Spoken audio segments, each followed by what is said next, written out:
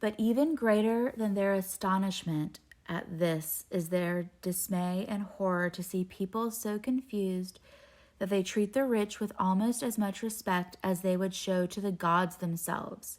Rich men to whom they don't owe money and whom they have no particular reason to fear, but over whom they fawn simply because they are rich.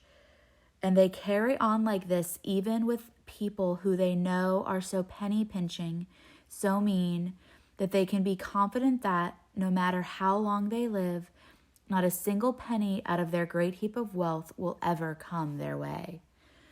The Utopians have come to these views and other views like them, in part because of their upbringing, for they have all been raised in a society where people are taught to behave in a way that is directly opposite to these idiocies of this sort. But their upbringing is reinforced by their education and the books they read. Although a very small number of individuals in each city are permitted to give up manual work and are assigned full time to a life of study, those people being people who from early childhood have demonstrated exceptional abilities, extraordinary intelligence, and a natural inclination for scholarship. Every child receives sound education, and throughout their lives a substantial proportion of the population, both male and female, gives over that part of each day which, as I have explained, they have free from physical labor to study.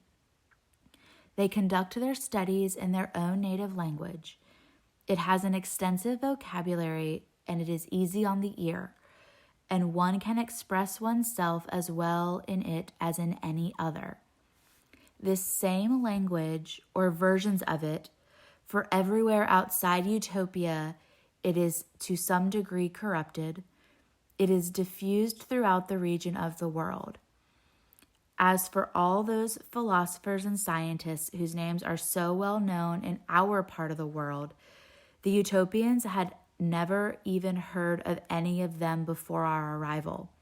Yet in music, logic, arithmetic, and geometry, they have discovered more or less the same body of knowledge as was taught by the great men of our past.